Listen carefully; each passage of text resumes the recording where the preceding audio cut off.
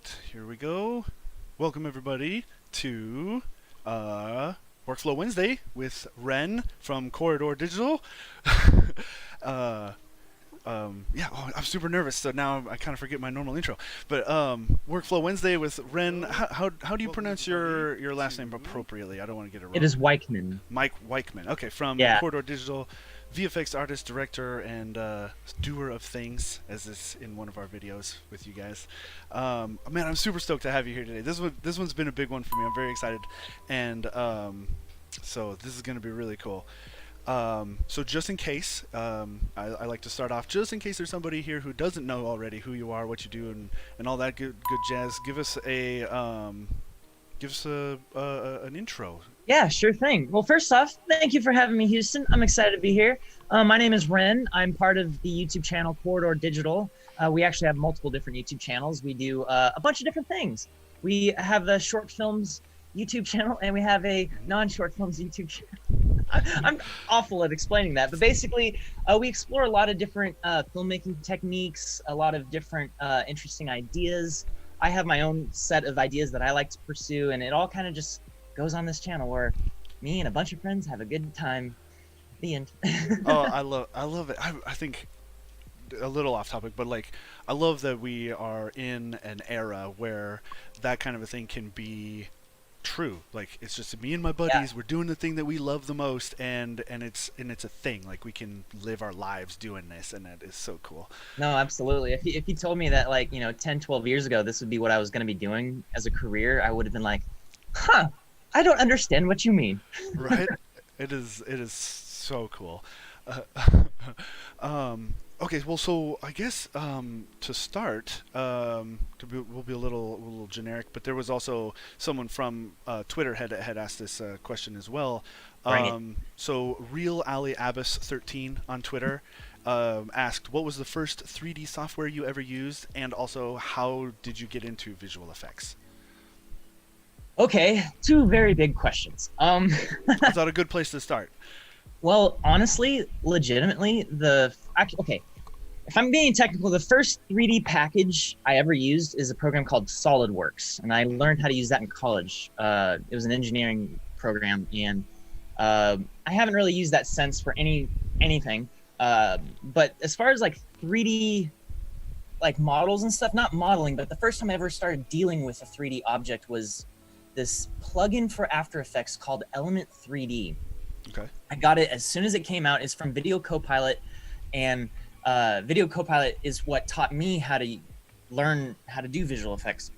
We're talking back in like 2009 is when I actually started learning how to do visual effects,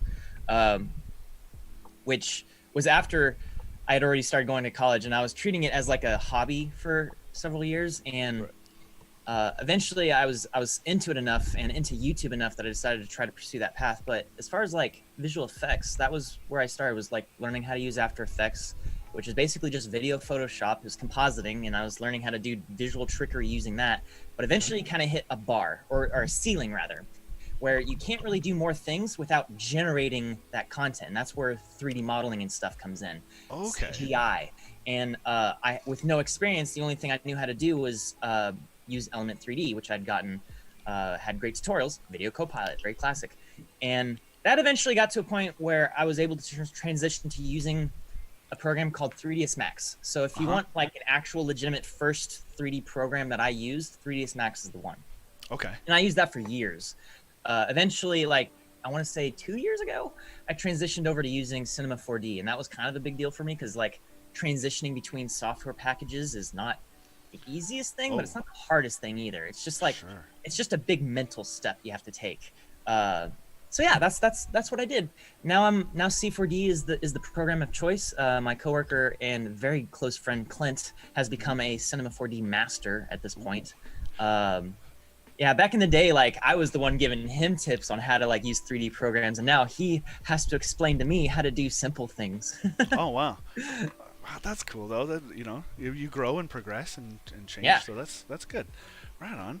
So I mean, so for me personally, that illustrates kind of a bit of a difference. Until I started kind of talking with people like you and kind of dabbling more into the VFX space, I always thought almost all of those effects were done within After Effects, and the way that you put that that After Effects is more like Photoshop for video kind of puts a different spin on it. You don't Right. like the particle effects and the explosions, or you know, the objects that you create aren't done in After Effects. That's done elsewhere and then brought into After Effects to be a part of the video stuff. And so that was kind of a big a bit of a mind blow for me to see that. So Now, granted, After Effects does have some really cool plugins out there made by third parties that you can use inside. Like, for instance, a particle system. There's this plugin called Particular from Red Giant, and it is an incredible plugin.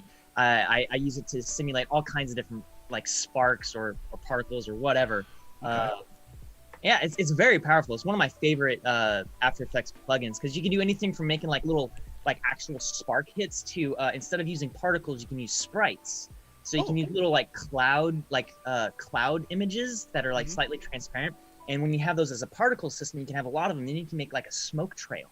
We did that on our video we did last year of Bosstown Dynamics. Yeah.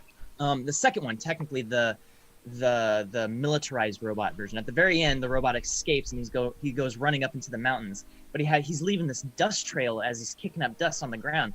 And that's the exact same plugin that to make that smoke trail as I used for like any sort of like magical, like Harry Potter style, like particle effects that I've also done back in the day. Same exact plugin.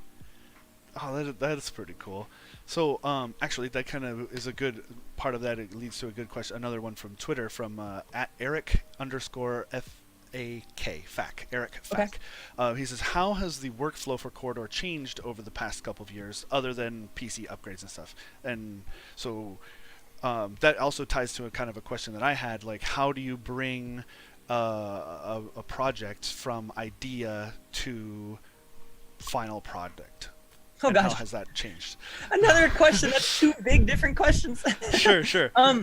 Okay. What was the first question? It was how do we? How has the workflow changed? Okay, so honestly, the workflow itself hasn't really evolved too much over the last several years. Okay. More than anything, our company management style has evolved more than anything. Especially over the last year, we have doubled in size. Oh wow! Employees, and so that's kind of been the biggest thing. Is just like workflow has had to kind of adapt to having more people in the wings and more people to utilize. And not to mention the whole fact that we've spent months this year working from home. Right.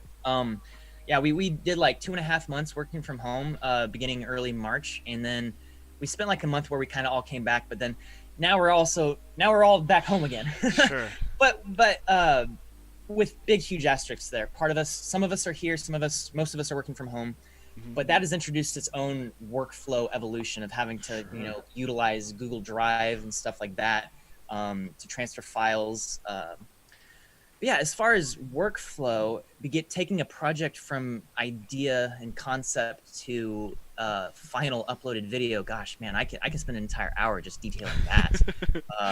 It all starts with like a conversation, like you're just having a conversation with a friend. Sometimes it's natural, sometimes it's an actual brainstorm session. Okay. But it usually just starts with us just kind of kicking ideas around, just literally just talking, having a good time, as if like you're, having beers at a bar or something like that.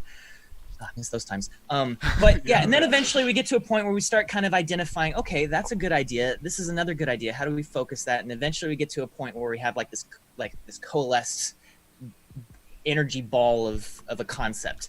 And it's the responsibility of one of us to basically put that into writing. So we'll have a Google Doc. Okay. Where we'll like write out a draft or a script, if it is a script, or just basically get it down on paper. And eventually we get to a point where we're like, okay, this is the video we want to make. At that point, no pre-production has been done other than, writing out the idea for the video or the script or the dialogue and the concept. From there, we'll work with other people here at the company to start kind of identifying things we need before we can begin shooting, such as a schedule, actual physical items, who will be needed on set. If it is like a thing, sometimes a lot of videos I make, I'm the only person needed. I can make them myself. So a Corridor short film, on the other hand, needs a crew, it needs actors, it needs cameramen, stuff like that. And so all of that goes down. Then we do the whole thing. We do the shoot. Sometimes it's 1 day, sometimes it's 5 days. Rarely 5 days. Usually we try to keep it under 2 days. Yeah, and then from there, it's we usually spend a week editing. Someone will spend a week editing that video, and by editing, I don't mean visual effects. I mean like literally taking all of the raw footage, cutting it into pieces into an actual like timeline. And that's usually not something multiple people can really do. It's usually the responsibility of one person to at least do a pass. From there, they'll either do a second pass or hand it off to someone else to do another pass. And eventually that first rough cut gets cut down to its most efficient form. That doesn't necessarily mean shorter. It just means more efficient in Like terms storytelling? of how it's, yeah. And like the best thing for the video, for instance, our most recent Dominoes video, had gone through multiple different iterations. We had this one from the very beginning. We had this moment planned in the video of like kind of stopping to take a break and kind of just enjoying all the dominoes going down. It was going to be like this big 30-second sequence of watching dominoes go through the city. And we kind of covered that in the behind the scenes video to the Dominoes video, but what the main reason why that moment ended up getting cut is because of feasibility of actually achieving the video. If we were to actually try to do that, the video would have taken too long to create. It would have taken, because it would have been far too challenging to 3D track all these shots, place all the different dominoes within the scene, and then simulate them, and then render them out, and then composite them into the real footage again. And we were already struggling to get everything we wanted done in the time we had, and that was already basically Clint was the only person working on that thing for like 2 straight months. You know, he was doing a lot of the visual effects, a lot of the editing, and whatnot. Yeah, normally we try to keep turnaround times on videos short, not necessarily because we need to get them done quickly, but because the longer a video takes to make, the more expensive it becomes, just due to whoever, you know, paying for whoever's actually editing that versus working on other projects. Okay. At a certain point, if you spend too much time on a video, it has to like get a big amount of viewership in order to, you know, recoup the cost of making it. And at a certain point, it's also just like we should move on to other things. My biggest mantra in making videos, and like whether that's visual effects or whatever video it is, it doesn't matter what you're doing now. It matters that the next thing is what matters. It's always the next thing. It's like it's very much so a quantity over quality in general. Obviously, you want to maintain a high bar of quality, but yeah, there's a lot of different things. So those are the sort of things you have to like kind of consider when trying to like make YouTube videos for a living. And that's our workflow. Sure. No, and that's interesting too, because like I can see where the balance of like you said, quantity and quality. It's like you do have like a goal of X number of videos a week or what have you, but you also want them to be the best you can in that amount of time. And because you could end up spending forever on one video making it just perfect. But yeah, it's the law of diminishing returns. You know, like the Dominoes video still has several visual effects errors in it. The worst is there's this long tracking shot, and the tracking seems initially to be okay, but like the ground plane is off. You can see off in the distance the like the dominoes are sliding across the ground. It's like, I want to fix that so badly, but it's such like an early process thing. To fix that, it would require having to go all the way back to the beginning of the shot, retracking it, re-simulating the dominoes, all of it. It's not something you could fix at the end. So there's a lot of things that's like, we just have to deal with it. Because sure, if we had another week, we can make it a lot better. We can polish this up with one extra week. Right. But the thing is that it's like a tiny 5% improvement overall. So it's like, is it worth it? And is the average viewer gonna notice, or do you notice because it's your it's your baby? As an artist, it hurts. It's like you want to make it as good as possible, and you're always like trying to like figure out, okay, what's the most efficient use of my time to make this as good as it can possibly be. You know, where are the shortcuts I can take? Where are the things that I have to just like pull the knife out of my heart and be like, I can't fix that. Moving on. Yeah. Actually, that efficiency of time and versus diminishing returns and things, we have that kind of I don't know. It kind of leads to another question I think is relevant from Twitter as well, from @Nika42Norris. Any advice for more efficient render times in regards to videos and VFX? Oh boy. Because I imagine that's part of the consideration when you're deciding like shots and things like that, is like, okay, we want to do this, but it's going to take 6 hours to accomplish that. Like, would you have any advice in making those sorts of decisions? Well, there's a bunch of different kinds of rendering. It's like some types of rendering times you just can't get around. Sure. Like for instance, if you have a final export for your video and it's going to take an hour, I mean, Yeah. there's not really much you can do to make that half an hour. And it's like, well, just live with it. Other situations, for instance, I keep referencing the Domino's video because it's the most Sure. recent thing we've done. Some of those renders are 700 frames long. They're very long renders. And so even if you can get the per frame render time down pretty low, it just stacks up over the course of a lot. So like getting like literally shaving seconds off of each frame matters. Oh, sure. And so for the rendering program we use, it's called Octane. And basically it just takes an image and it renders the entire thing instantly, but it gets better over time. So like for the first few seconds, it's a very noisy, grainy looking image, but you're looking at basically the final thing. But the longer it goes, the less noisy it gets and the more detail it gets. Okay. So that's something that you can kind of shave time off of, is being like, okay, originally I was going to render this out with 2,000 samples for this frame, and that'll make a nice crisp image. But it also takes a minute to render out that frame in order to get that many samples. And you're like, okay, with all these frames, that means it's going to take 6 hours to render the shot. I need to have this done before I leave to go home for the night, which is in 4 hours. Okay. Because I'm going to set up a new render to go overnight. So I don't want to stay late, an extra 2 hours to wait for this render to finish. So you know what? I'm just going to make it go like 1,200 samples instead of 2,000. And that'll actually decrease the amount of time it takes to render each frame, and then the overall render is now 3 or 4 hours instead of 6. Other things you can do are just like lower the resolution of your render. Okay. Resolution online is the most overrated thing. Right. In content, in my opinion, no one can tell the difference between. I shouldn't say nobody. Practically no one can tell the difference between 720p and 8K, and I say those as extremes. Sure. Because I can tell the difference between 720p and 1080p versus 4K. Yeah, and a lot of people can. Sure. But there's so many times when it's like the crispness of each pixel doesn't matter, because the compression is going to ruin it all anyway. Right. Compression has a bigger factor in what you're seeing than the resolution of that thing. If you have no compression, then resolution plays a bigger factor. Right. So for instance, sometimes what I will do is, for like my personal videos where I'm just like making like a quick little video, it'll be a 1080p project for like some of these science videos I've done in the last year, and then I'll actually export it out at an upscaled resolution to 4K. Ooh. And I'll do that inside the program using proper upscaling plugins. Sure.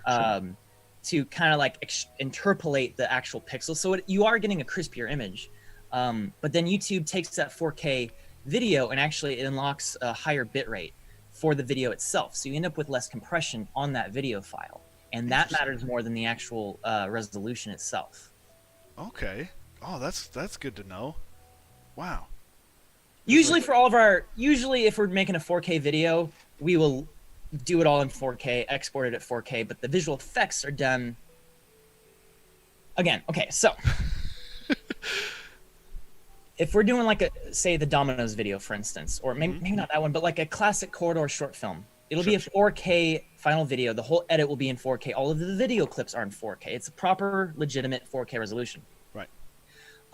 Even the After Effects files are in 4K, but the renders of like say the Bosstown robot, that'll be rendered out at 1080p. Okay. And then we will literally just upscale it 200% to 4K. Okay. Because that you can easily do, because we're already going to be adding blur to this render to match it to our footage anyway. If you were to render it out at 4K, it's going to take 4 times longer to render, and then you're going to undo all that work by adding a little bit of fast blur to smush it around to make it match your actual footage. So that's something that we've done to kind of like lower render times, is like tactically lower your resolution. Yeah. I think that's really good advice, especially for those of you part of the audience or people who are watching this later who may not have quite the robust hardware that you guys do.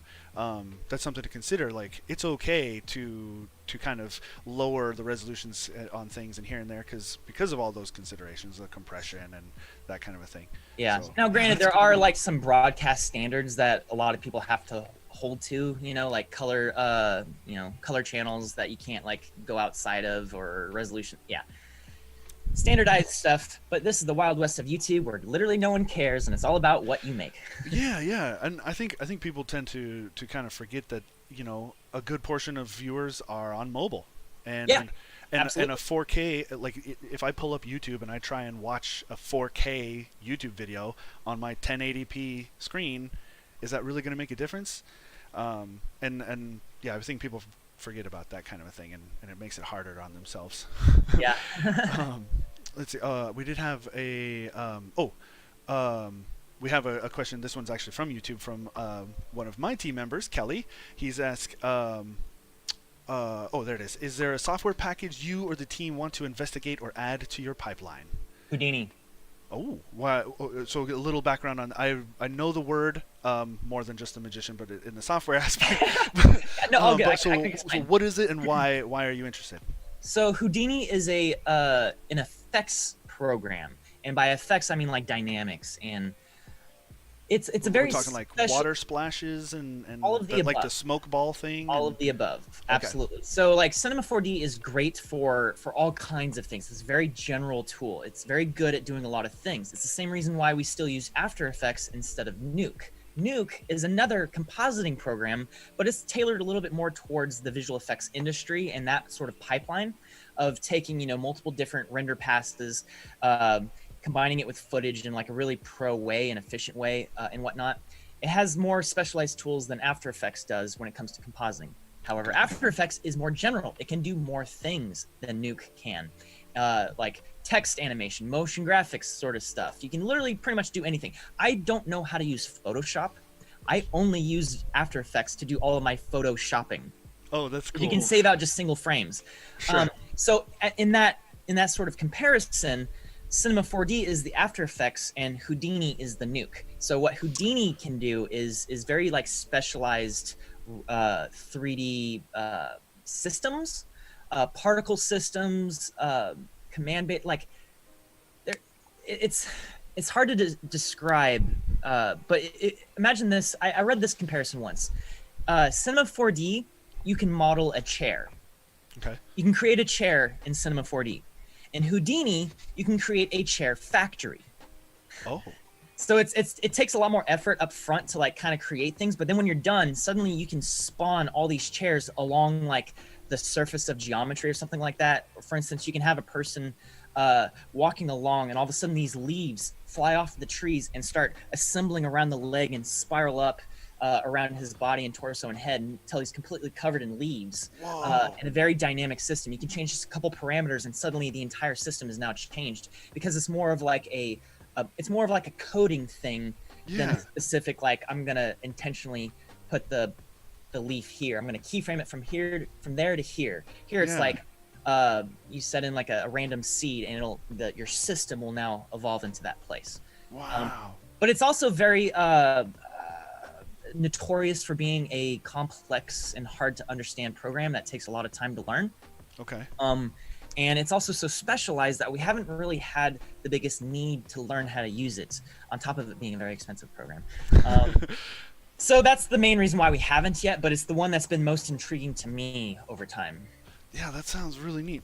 Because the way you explained that, it triggered some of my software development past, and it sounds like it's more about being able to create kind of an object that you can then make multiple copies of, and then change the parameters of that object without having to recreate it every single time. Man. Or proceed. It's very procedural. You can create like buildings and literally generate like a million different kinds of buildings just off of a small number of parameters. Okay, that's neat. Ooh, that'll Yeah, be it's cool stuff. That'll be really cool. Let's see. What was this one also from Twitter, from the Idiot Squad 2. Second place Idiot Squad. I guess so. What was the hardest effect you had to do in a video? And I would like to qualify this: before you had an epic Puget system and after, Because I know there was a point where you guys you wanted to do a certain project, but just kind of had to put it aside because what the tools you had available weren't up to snuff. And so now that you have a more robust, I God, it's suppose, like I don't know how to define hardest visual effects shot because there are visual effects shots that were very challenging and very difficult, but didn't take that long. And there are other Okay. shots that perhaps in theory were a little bit simpler conceptually to achieve, but just by the nature of the effect just required a tremendous amount of time. Okay. I did this video a few years ago called Real Mario Galaxy. You know, the video game Mario Galaxy? Yeah. Basically, I just used a 360 camera to do that little planet effect where if you just walk circles around the 360 camera on the ground, it'll look like you're literally just like walking around a planet. Oh, sure. But I took that concept and I actually, put those planets in like this like atmospheric outer space type Mario environment, and we were able to like jump between planets and have like a little Mario video. That like none of the effects in that video were really that difficult, but there are a lot of like challenges that made it really hard to achieve. And it just took a long time. Render times were really ridiculous on that. As far as in the recent history, I'd say Boss Town 2 was really challenging. For a number of reasons. On set, we lost our entire first day of shooting. Almost. We lost half our first day of shooting. Oh, no. Because we lost the motion capture data in our suit. Long story, we don't exactly know how we lost it, but the point of the matter is that we didn't have it, so we had to go back and shoot it again. And yeah, so getting the robot rendered out and whatnot was fine, but like we had the strangest problem on compositing for that thing. So normally it's just a simple matter of, for painting a person out, like for instance Clint in the suit, we had to paint him out, and normally that's like not a hard effect, it's just a tedious effect because you have to like track your shot, track and clean plates, and then kind of like paint over it and like kind of make sure it's all good. But the way we were doing it was with a 3D camera track on a nodal pan. So it's basically it's tracking the scene in 3D, but it's assuming that the camera is in a fixed position and not actually moving through 3D space. That's what's called a free camera move. And those are usually easier to solve. I take that back. A nodal pan is, in theory, incredibly easy to solve because it's just 2D tracking. These points move from there to here, up to there, whatever. The problem is that our camera was on a tripod and it's moving around, but the lens was extended further out from the actual like point of rotation. So as the camera would turn from like say right to left, the lens actually physically moved through space a few inches. And that was enough to actually create parallax between objects in the foreground and the background. So just taking a simple still frame from one angle and tracking it in wouldn't actually line up with everything the moment the camera went over here, because the background moved a little bit less than the foreground. A little bit, just a little bit, but it was noticeable because we'd have like a bar in the background where the mask went through, and it would be perfectly here. And then the camera would move over here and the bar would be like, oh, weird. And so we ended up that was a nightmare of a thing. That was a nightmare of a. Wow. So how do you fix that? You just throw a lot more time at it. You basically just get a lot more smaller clean plate chunks. We also utilized content-aware fill from After Effects, which at the time was a fairly new feature within After Effects, and that basically just you make a mask over a thing and it tries to just fill it in and make it look like the background. And that actually worked really well, but it still left lots of artifacts that we had to clean up the same way you'd try to remove a person to begin with. Right. It was just a lot of time. Weeks. I spent weeks just painting out Clint from the shot. And then masking back in everything else that also got painted out where Clint was going. That was a process. I'm so glad that video did well. Yeah. I thought it was super cool to see other like news people thinking it was real. Like the robot Uprising was now and stuff like that. You guys did such a good job with that people were taking it seriously. It was blowing people's minds. I thought that was so cool. Yeah, my favorite is just seeing like the tweets from actual celebrities who are like, "This is real." Yeah. How it's almost like War of the Worlds style. Like it could have, you almost think like, oh man, it could get out of hand. Yeah, that's super neat. Yeah, Boston Dynamics wasn't a big fan of that second video. Oh, huh, huh. Is that something like you guys could have gotten in kind of in trouble for? uh, Define could have gotten in trouble. Yeah. I mean, certainly we could have gotten in trouble if they chose to, you know, not take it well. The first video they really liked. We started a conversation with them. They were open to it. The second video was problematic because it was like a militarized robot and everyone thought the robot was real and everyone thought it was Boston Dynamics that made it. So Boston Dynamics themselves started getting a lot of trolling and hate mail and whatnot from the public. And of course, it's just not a good look for them to have this like, yeah. Yeah. So obviously we've tried to distance ourselves from Boston Dynamics even further, but if we were to try to do that again, it probably wouldn't go over well. We'd probably, yeah. So, yeah. Let's see. We have another question here from the YouTube audience from Eric Fack. Actually, Wren, what are your top 3 favorite plugins? Oh boy. Like After Effects plugins, or just like what kind of plugs do I like to plug my shower with? All right. No, let's say After Effects. No, I was being a little there. Right. But it's just so satisfying to plug my hairdryer in. It's just that click is just. Yeah. I'd say probably I mentioned it earlier. Trapcode Particular is one of my favorites. There's this. It's I don't know if it's an effect or a plugin, but it's a third-party thing that you install for After Effects called Effects Console from Video Copilot. It's a free plugin, and it's basically a shortcut manager.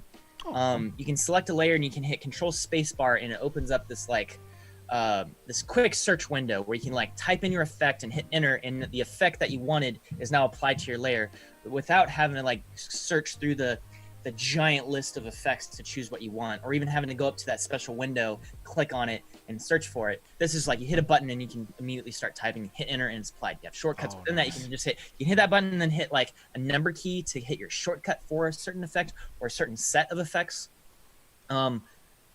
It's probably my most used plugin by far because I use it for everything in After Effects. Apart from that, gosh, I don't know.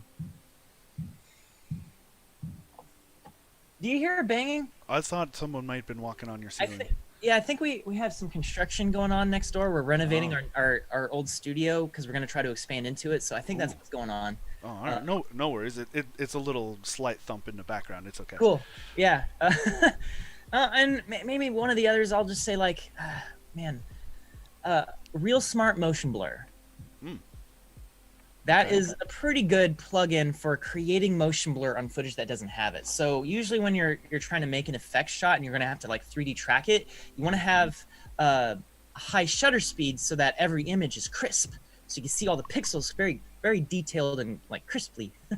But the problem is that crisp footage isn't typically cinematic, quote unquote. Oh, sure. So if you wanna like kind of like blur it out, so like if you pan over, it's not just like a series of still frames that causes kind of like a stuttering look. The motion blur kind of like eases your eyes into the motion, and it's a little bit more of the traditional sort of film look of like motion blur, right?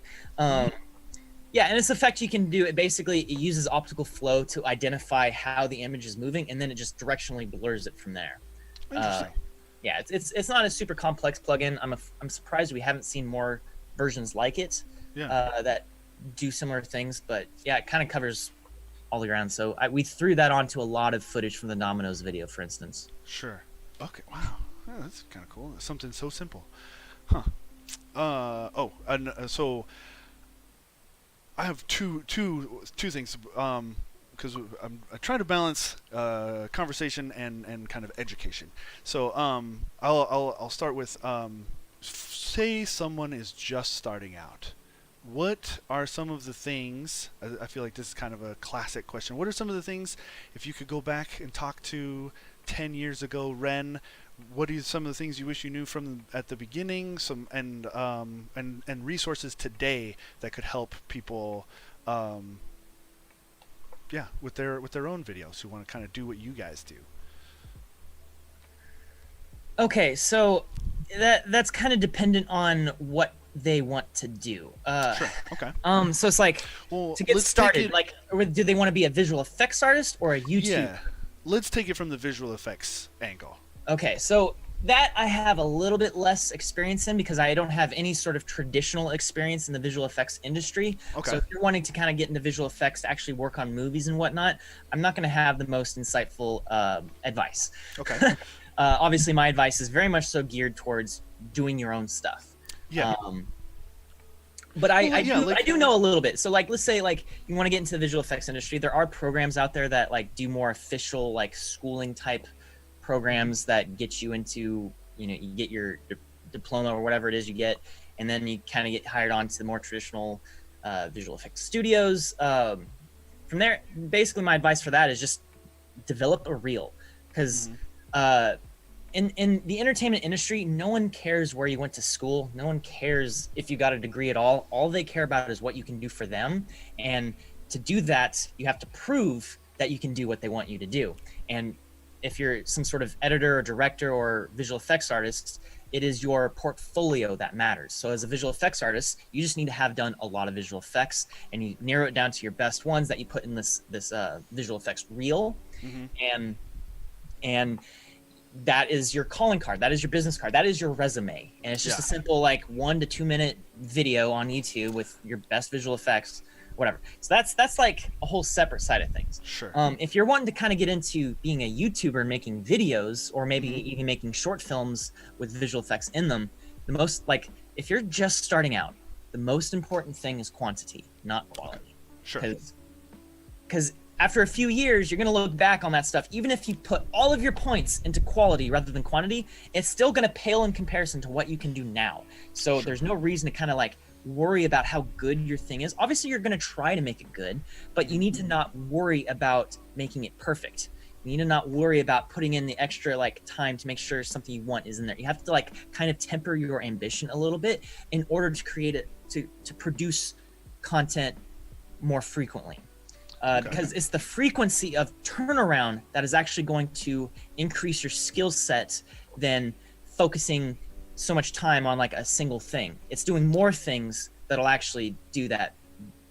Will improve your skills over time, so that over the course of, let's say, months or a year of you know, putting out a new video every single week, by the time you're a year deep, putting out a video is going to seem like the easiest thing. Like, oh, whatever, I'll shoot this thing. I already know it's going to take me 3 hours to edit the thing. I'll be done by the end of the day. Tomorrow I can start adding in a few effects that I planned for it, because I knew to only add 3 as opposed to 50.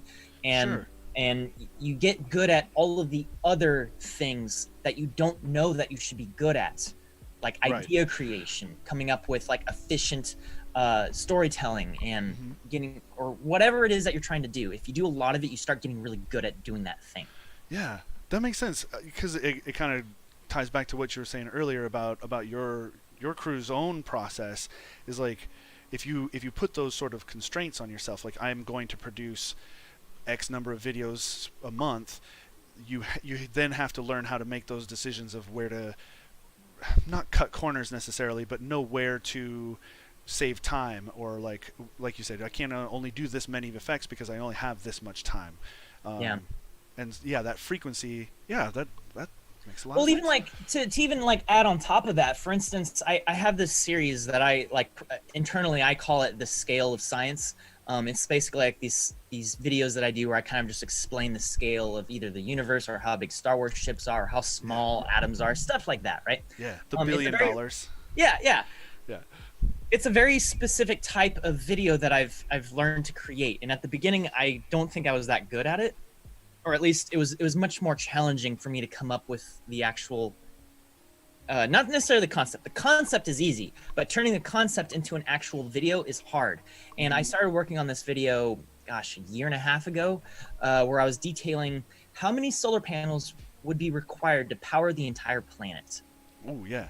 And I was like, oh, that seems like a simple idea. How much power does the Earth use? How many solar panels can provide that power?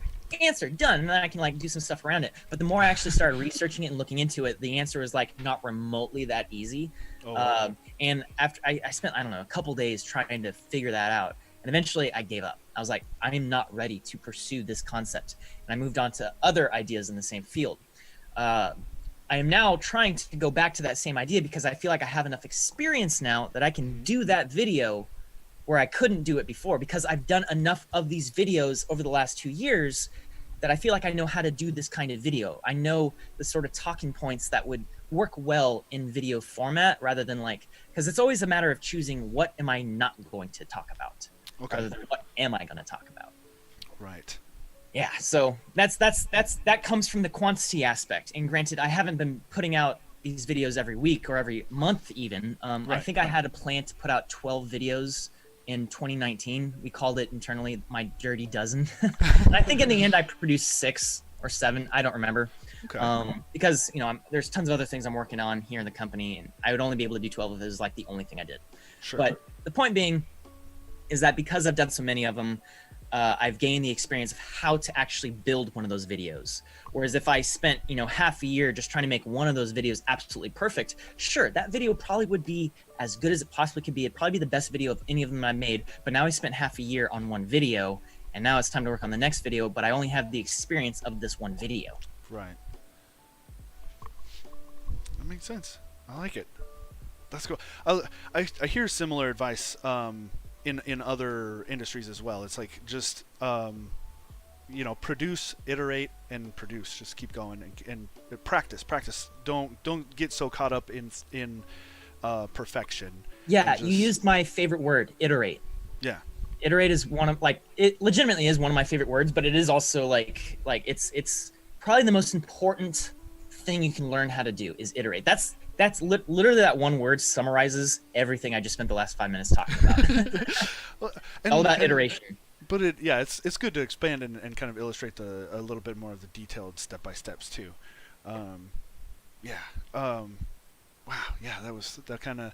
I'm just kind of thinking about my own work as well. I get kind of caught up in like my own day-to-day like analytics with social media, and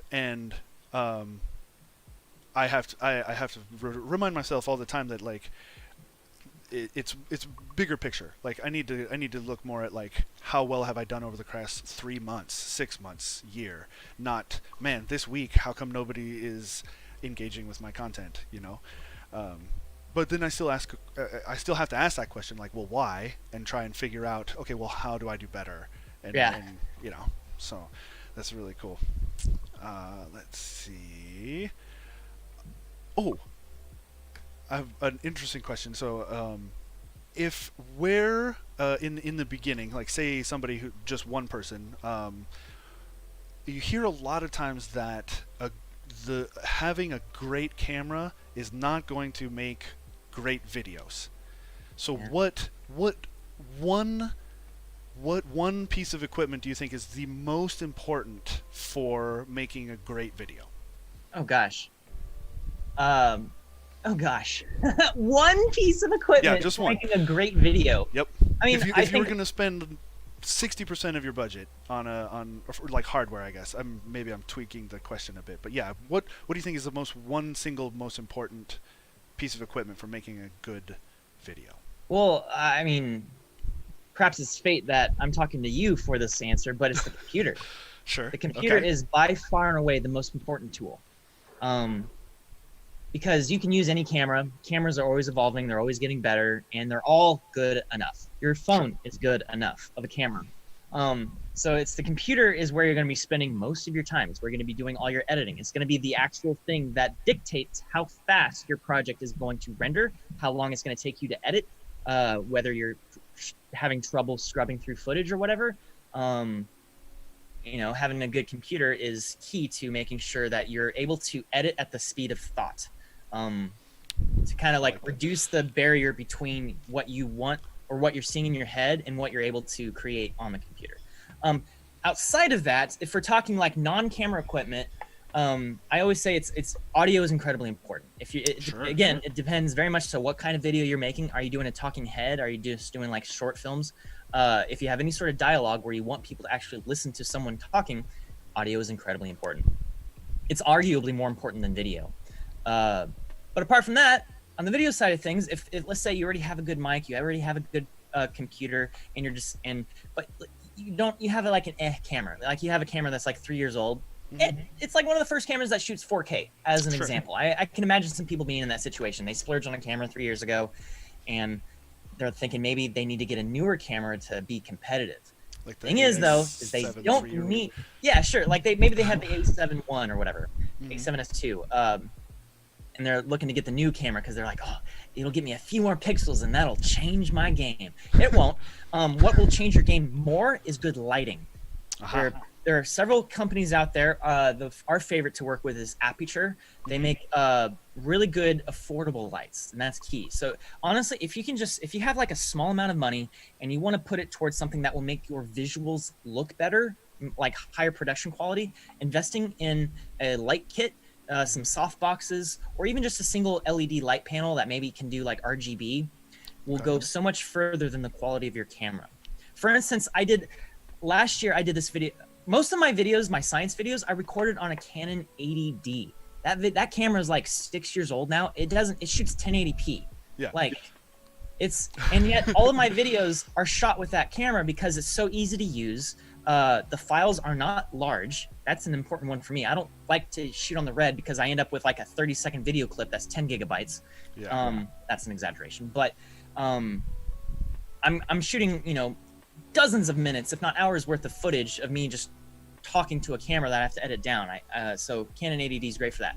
But so the Star Wars video that I did last year, right? I talked about the scale of Star Wars ships. I shot the whole thing in the studio, and I just took these colored LED panels and I just splashed different colors up on the wall behind me. And on top of having a key light on my face to make sure that I was well lit. Sure. And that made every single shot in that video of me talking to camera was a decent looking image. And it would have looked better if I shot it on a Red, but it looked good enough. In my opinion, I thought it looked great, and it was all because of the lighting. So lighting is incredibly important. I also was using a lav mic, good audio. Those two things, in my opinion, are more important than the camera you use. Sure. And then, of course, I turned around and edited all of that on my Puget Systems computer. Oh, gotta have the plug there. Thanks. We checked that off your list there. No, and I've heard similar in photography as well. Like you can have the camera is so much less important than the lighting, and it's interesting that you touched on audio as well, because I remember one time watching a documentary on, I think it was the original Halloween. They when they were screening it to I guess execs and stuff, they hadn't finished the theme, that that piano riff that they do, and everybody thought it was like super boring. Nobody liked it. And once they finally had that it's real simple. It's just like once they had that in there and then played it to another round of people, the suspense was there. It was super scary. Everybody thought it was like the thing. Yeah. And that right there just makes all of the difference. The audio can set the mood, set the real tone so much more than just the visuals. Yeah, I mean, I was just talking about just the microphone quality, but honestly, it goes. You're exactly right. Like sound design in and of itself is incredibly important. Having the right music, having the right tonality of music to fit the theme of what emotions you're trying to evoke. Yeah, that's why we always try to have good sound design on all of our videos. If we have enough time, we'll do it ourselves. It'll usually require Sam's time for a couple days. If he can't do that time, we'll usually hire someone. It's one of the only tasks we actually hire out of Corridor. Oh, wow. Is a sound designer. We have a good friend. His name is Kevin Senzaki. He's an amazing sound designer. But he's not part of the Corridor team, but we hire him on for a project like, oh, this Corridor video needs some sound design. And we'll work with him. Yeah, that's cool. That kind of is an interesting question too. So like, how do you go about like making like sound effects? I suppose is it. I've seen some behind the scenes videos of them like slamming cabbages onto a car hood and cracking things of celery and stuff to make weird sounds. Do you guys do any sort of thing like that, or is there like a stock sound? Both. Like so okay. Usually, I mean, I'm not really a sound designer. I've done sound design in the past. I kind of know the concepts and can kind of stumble my way through it. I don't think I'm by any means good at it, but I can do it. Sam is good at it. And so, for instance, for the Bosstown Dynamics video last year, he actually like took some servos and like he took my drone and like spun up the motors, and he literally just put a microphone next to it and kind of just like acted out like the movements of the robot using just like the servo controller, like and or whatever. Okay. And so those are raw assets, excuse me, that he created to use in sound design. And then of course he applies his audio effect wizardry to it that I don't understand at all. Beyond that, though, we do have a very large library of existing sound effects. Okay. And that's usually the only thing I will use is just like, I'll just open up a folder, kind of browse through it until I found a sound that kind of fits what I'm imagining for this moment. And I'll just like drop it into the edit and there it is. Whether it's a bass drop or some sort of like whoosh or a crack sound or something like that. But yeah, like the process of creating those sound effects though are very fun for sound designers. They love doing that, and it also gives you a very unique sound. It's because it's like this sound literally only exists here because I recorded it. One of my favorites. So I did this video like 6 years ago. It was video game characters versus superheroes. Okay. It was like Master Chief versus Thor, right? Alex Vance from Half-Life versus Wolverine, you know, stuff like that. And at the end of it, because they're trying to get the Tesseract back before it was like the Infinity Stones. And the end of the video, a Pokemon Master Ball, which can catch any Pokemon, is now trying to capture a Tesseract, which is like the ultimate source of energy or whatever. And it's like, it was, yeah, this crazy moment. But it had this really like grinding sound effect that was like electrically charged, but also like, you know, something like that. And so I asked Kevin, who did the sound design on that, I was like, how did you get that sound? And he's like, I took some dry ice cubes and put it on a ladder. Okay. And it vibrated on the ladder. Because the ice cubes, because it's dry ice. It's like right. Carbon trioxide. I don't know whatever. Frozen carbon dioxide, yeah. It's very cold. And it's sitting on a thermally conductive material of a ladder. Oh, like literally like a vertical ladder. Ladder like this, and just put it on one of the rungs, and it would start just kind of like vibrating in place, and he just put the microphone up next to it, and it created this like, it's kind of like how for Star Wars they got those pew pew laser sounds by just going up to a metal cable, taking a metal wrench and just whacking it, and it was like choo, choo, choo. Wow. Yeah. Oh man, I love that kind of stuff. Sound design is cool stuff. That's neat. Well, and then then the context of that sound too kind of changes it. Like, you know, if you had heard that sound in a different kind of video, you would think it was something else entirely. Sure, absolutely. That's cool. Okay, so here's a question we have from Twitch, from Sanctu Sal. Wren, what do you feel like is the next big thing? Or no, I'm sorry, I've said that wrong. Wren, what do you feel like the next big thing is for VFX? Oh boy. Okay. I think there's two things that are currently happening right now, and it's a revolution in procedural creation and also artificial intelligence. Artificial intelligence as a phrase, AI, is thrown around way too often, but that sort of idea of like deep learning, of like iterating upon a thing so that like these actual programs are generating content. You know, we're seeing that with deep fakes. I think deep fakes are going to be a very big deal here soon, for good or bad or worse, whatever. But on top of that, we're starting to see more intelligent things of like 3D tracking a scene, or taking a 2D image or video and being able to figure out depth and generate depth mats from a 2D video, or being able to intelligently rotoscope every person in a shot without missing edges or anything like that. You know, those are already tools that are starting to come into existence right now. And it's still super early days, but it's like I can easily foresee in 5 years that like I can be like, I'm gonna do this stupidly advanced effect because all of the hard work isn't hard anymore. I can literally just whip out my phone, which is gonna be like a freaking 80K sensor or whatever. Again, probably exaggerating. Walk through like just the shot, and it's like, sweet, I now have this high quality image with a 3D camera track already generated because it 3D tracked it live, using the sensors of the phone. which again, we're also already starting to see that sort of thing happen. And now I also have a depth mat. So let's say I want to create a 3D object. Well, my phone already generated this smoke simulation of this bird flying or whatever. And I dropped it right into the middle of my scene. And oh, there's this chair that goes between me and the thing on the ground, but the camera already rotoscoped the whole thing for me. And like literally on my phone, I'm like, oh, that's cool. Like this little thing I made, it's high level visual effects. And I did it on my phone and posted it on Instagram because it took 5 minutes of my time. Wow.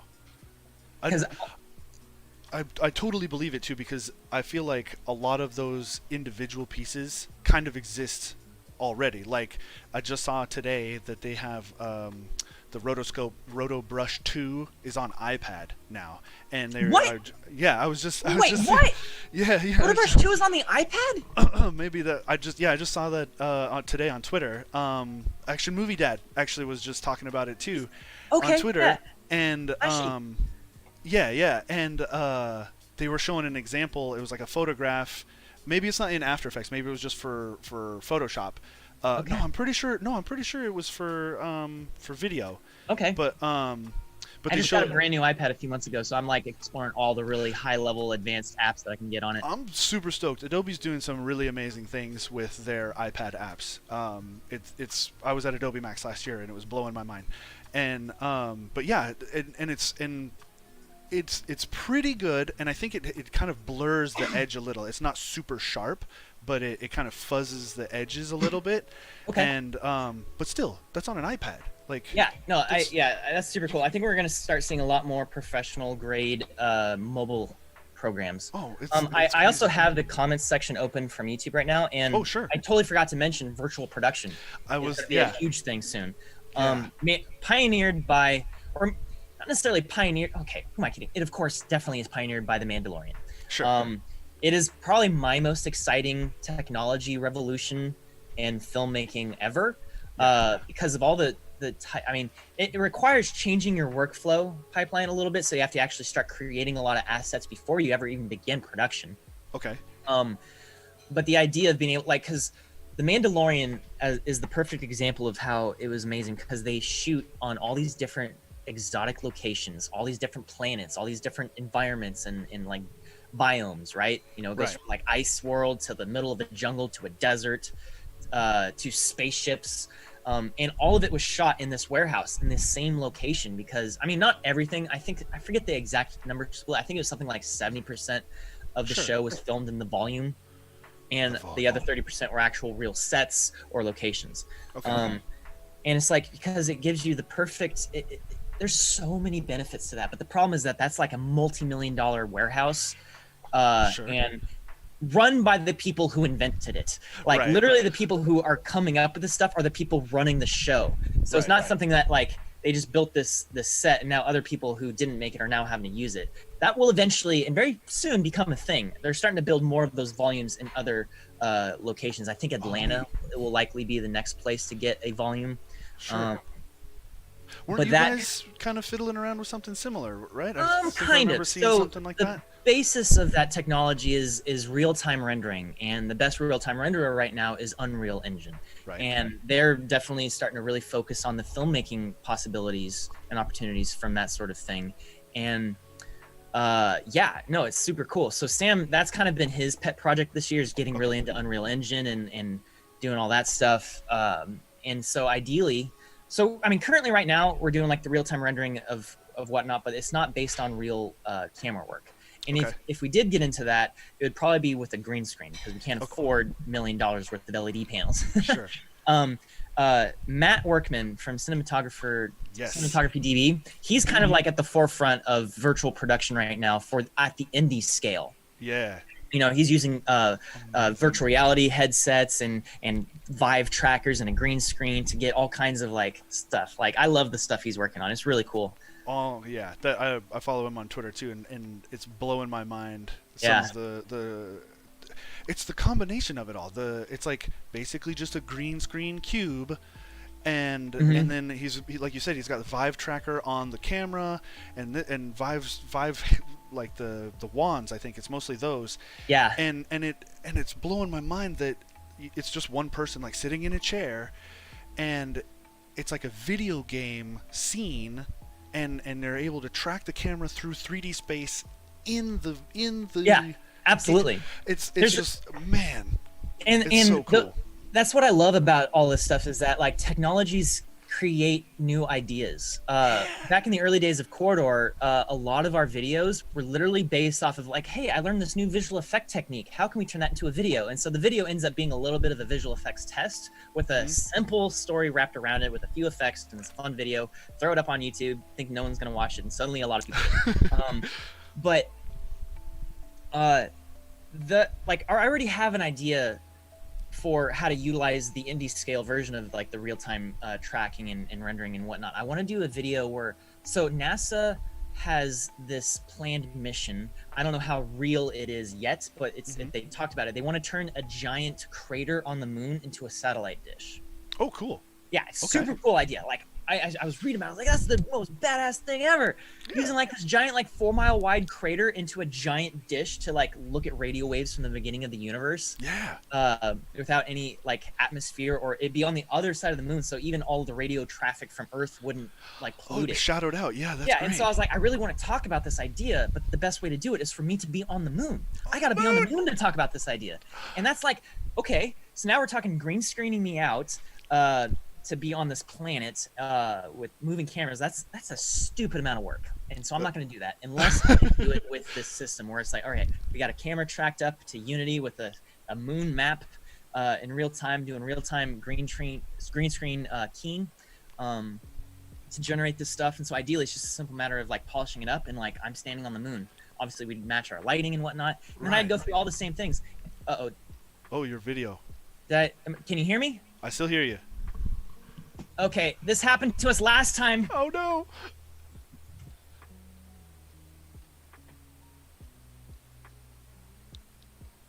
Uh-oh. Oh god, dang it. Bear with us during this technical difficulties. The camera again. Oh no. Dang it, this happened on our last live stream like a week ago. Did you kick the computer again? I think it was Clint who did that last time. It was. Okay. Guys, We have this USB cable dangling out of the back of our computer here, and I just barely tapped it with my foot, and I lost video signal. Oh, no. I still see you though, Wait, and fortunately you can still hear me. There you are. Hey, there you go. back. Yeah. Okay. I had to physically unplug the cable and plug it back in because Oh, wow. I guess it just got seated wrong or something. This is not a Puget Systems computer with a crappy. Now see. It's got a crappy USB port in the That's back. the problem right there. You know. That's the problem. Yeah. Time to make a procedurally generated Wren in Unreal. Real fast. Give me just a sec. Yeah, of course. Right. Yeah, I'm really excited to see the future of kind of both styles of that visual production. The big super fancy LED wall kind of thing, but also that just the potential and the green screen sort of indie style of doing it, because like the potential for like machinima sort of things, or like injecting yourself into like a video game scene or something, and that's just basic, like low level. I'm a noob at this kind of thing. I can only imagine this something in the hands of somebody much more creative. Sure. Man, it's gonna be it's gonna very be awesome. exciting. It's very exciting because for every new technology that arises, someone will come up with the perfect idea to utilize it. Yeah. I'm constantly amazed at the point in time that we're living. Like, it's amazing. Okay, so we are a little over, and I know we've got to keep to a window here. Is there? We'll wrap it up. Is there anything you'd want to shout out or say hello to, or any last words of advice or anything like that you want to throw out there? Oh man, I don't know. Thanks everyone for tuning in. If you're watching this now while it's live or after the fact, years down the road, thank you for watching. I hope you enjoyed what Houston and I talked about. Yeah, man, we'll have to do a part 2 because, and maybe bring some other guys from the crew on as well, because you guys the things that you're doing and the insight that you have in. Like it's an interesting crossover of professional but not Hollywood, You know what Right. I Yeah. mean? Yeah. And so you guys, the things you're doing and the insight that you can provide is just is miles deep. We could go on and on forever. And so thank you very much for taking time out of the day to come and talk with us, and as well the audience for joining us as well. And I imagine if you guys have any other questions, I'm sure, not to speak for Wren, but I'm sure you can hit him up on Twitter, and he'll probably do his best to help out. I'm usually pretty Same- active on Twitter or Instagram. yeah, and the same for us too. Puget Systems on Twitter and all those other places. So thank you guys very much, and thank you again, Wren, for joining us. And Thanks for having me. we do this Wednesdays and Fridays. Wednesdays we bring industry experts on to talk about their workflow and give advice and expertise to the audience at large. And then on Fridays is more internal. We bring a guy from labs to talk about kind of the crossover of hardware and software. And so that's both at Wednesdays, Fridays, 1 p.m. We try and do it every week. So tune in, and we'll